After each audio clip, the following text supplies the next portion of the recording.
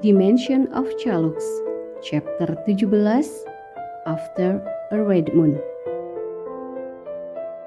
Ares menyandarkan kepalanya di bahuku.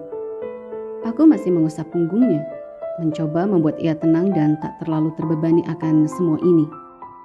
Ini berat. Semua makhluk di sini mengincar Alexa, tak terkecuali Ares. Dan di sini ia harus bisa membedakan kepentingan dirinya dan rakyat-rakyatnya, bahkan kepentingan semua Chalux di dimensi ini. Ares mengangkat kepalanya dari bahuku. Ia menarik tubuhnya menjauh, lalu mencoba tersenyum. Seakan tidak terjadi apa-apa saat ini. Ya, apa yang dilakukan Alexa sampai semua Chalux ingin menangkapnya? Ia menatap Ares dengan dalam. Ia terdiam. Aku menggenggam tangannya dan mengusap jemarinya dengan lembut. Mencoba untuk tidak memaksanya membicarakan hal ini bila ia memang belum siap. Kau tak perlu menjawabnya bila kau belum siap. Maaf bila pertanyaanku salah. Sahutku sebelum ia membuka mulutnya. Aku tak ingin ia merasa tak nyaman dan pikirannya kembali kalut dan sedih. Ia tersenyum dan menggeleng dengan mantap. Tidak apa-apa, Ros. Kau benar-benar pengertian. Alexa sulit mengendalikan kekuatannya saat ia marah. Aku bahkan tak tahu ia bisa mempunyai kekuatan sebesar itu. Yang aku tahu, ia hanya adikku yang manis dan penurut. Ares menghela nafas dan kembali menerawang ke langit-langit ruangan. Aku yakin, ia kembali mengingat adiknya sekarang. Dia mempunyai kekuatan yang lebih besar dariku. Terakhir kali ia mengamuk di sini, ia hampir membuat separuh hutan di dimensi ini hangus. Dan ayah Warren meninggal dalam kejadian itu. Aku membulatkan mataku dengan sempurna. Separah itukah kekacauan di sini? Dan pantas saja, aku tak pernah melihat ayah dari Warren, Raja Nixie. Apa Warren marah dengan Alexa? Ares menoleh padaku dan tersenyum sambil mengangguk kecil.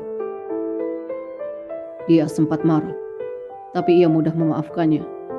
Ia sudah menganggap hal ini sebagai takdir. Itu yang aku suka darinya, pemaaf. Aku mengangguk dengan cepat. Ya, tentu saja dia sangat pemaaf. Jika aku tak akan pernah memaafkan Alexa. Bahkan ketika orang tuaku meninggal saja, aku selalu marah pada alam yang begitu keterlaluan, tega merampas orang tuaku. Ares menceritakan semuanya padaku. Kenangan yang ia lalui dengan Alexa, perang besar yang hampir terjadi, dan kematian ayah Warren, Raja Nixie. Ini semua terasa mengejutkan bagiku. Namun aku akan menjadi pendengar yang baik untuk Ares, karena ia yang merasa terpuruk saat ini. Kau suka makanannya? Aku mengangguk dengan cepat. Makanan di tempat ini sangat nikmat, ditambah lagi dengan pelayanan dan perhatian yang diberikan medis sini. Ini sudah amat lebih dari cukup. Ratu Arpiar duduk di meja yang berhadapan denganku dan Ares. Sedangkan Raja Arpiar duduk di kursi tengah, menunjukkan bahwa ia memang pemimpin di tempat ini. Ratu dan Raja Arpiar cukup baik padaku, namun mereka sangat menjaga tata krama dan wibawanya di sini.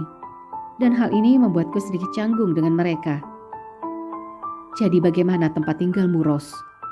Pertanyaan Ratu Arpiar membuatku tersadar dari lamunanku. Ia sudah menyelesaikan makan malamnya saat ini. Aku pun begitu. Namun tak sopan bila aku pergi meninggalkan meja makan ini begitu saja.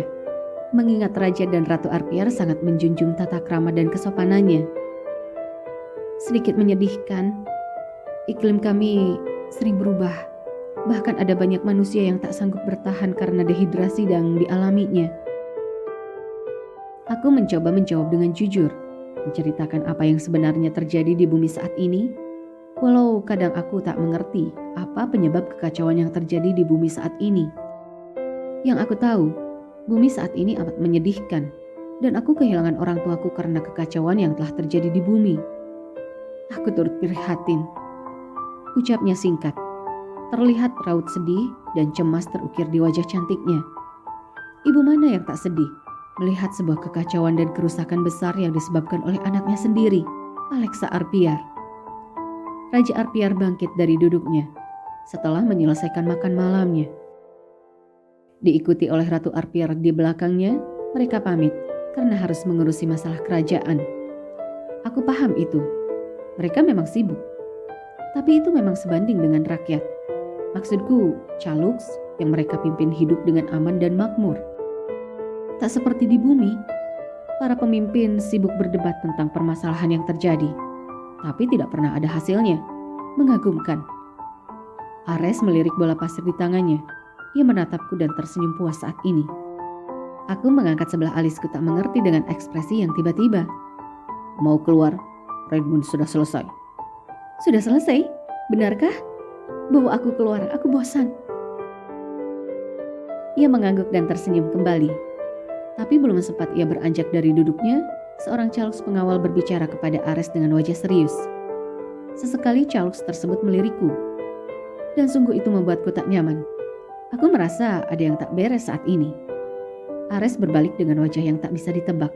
Lalu ia tersenyum padaku yang sedari tadi dia mematung. Kau boleh keluar, tapi tak melewati gerbang kerajaan.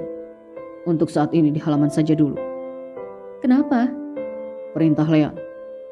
Aku memutar bola mataku jengah. Lelaki itu memang diktator. Bahkan saat ia tak ada sekalipun, ia masih bisa mengaturku melalui Ares. Seorang pangeran memerintah pangeran, mengagumkan. Ucapku sambil menepuk tanganku kecil dan menggelengkan kepalaku, membuat ekspresi kagum yang dibuat-buat. Ini perintah sebagai teman, bukan pangeran. Ayolah Ares, dia tak ada, tak akan ketahuan. Ia mendengus dan menggelengkan kepalanya pasrah, seakan memberi isyarat ia tak bisa melakukan apapun saat ini. Aku tak mau jadi sasaran amuknya, Ros. Kau prioritasnya sekarang. Terserah, sahutku kesal. Ia tertawa dan merangkulku bermain di halaman. Tentunya tak keluar dari gerbang kerajaan. Ares menuntunku agar bermain di halaman belakang. Ia memintaku agar menunggu sebentar dan ia sendiri pergi entah kemana. Aku duduk di bangku sambil memainkan kakiku. Di sini tak ada tanaman, hanya terdapat pahatan beberapa patung kuda dengan sayap dan burung besar. Lantainya berwarna putih. Tak ada awan di sini. Bagian dalam kerajaan Air Kingdom selalu dilapisi lantai dengan berbagai macam ukiran. Sejujurnya, aku ingin keluar dan bermain dengan awan-awan yang ada di sana. Berguling-guling sepuas yang aku suka, dan mungkin aku akan berakting seperti Katy Perry di video klip California Girls-nya. Aku pikir akan keren jika aku yang seperti itu. Aku mengadahkan kepala dan memejamkan mata, mencoba menghayal hal-hal yang menyenangkan sambil menghirup segarnya udara hari ini. Mengingat aku tak boleh keluar selama 6 hari karena Redmond, dan itu sangat amat membosankan. Ya Tuhan, pekiku kencang saat melihat sebuah pedang melintang dengan kokoh di depan wajahku. Aku membulatkan mataku sempurna, dengan mulut yang menganga lalu beralih perlahan melihat makhluk setan yang memegang ujung pedang tersebut. Kau di sini rupanya. Aku menatap ke sumber suara di sampingku dengan kesal. Wajahnya masih sama datar dan cuek walau tak mengurangi sedikit pun ketampanan di wajahnya saat ini. Wajah menyebalkan yang selalu ingin aku lihat. Sial. Kau selalu mengagumiku. Lanjutnya dengan tingkat kepercayaan diri yang akut. Aku memundurkan wajahku agar menjauh dari pedang yang aku yakin sangat sakit bila menggores pipi mulusku ini. Leon, kau ingin membunuhku? Ia terlihat mengangkat kedua bahunya acuh dan menurunkan pedang yang ia angkat di depan wajahku tadi. Apa dia pikir ini hanya sebuah guyonan? Ayolah, jantungku hampir loncat saat melihat pedang yang terbentang dengan indah di depan wajahku.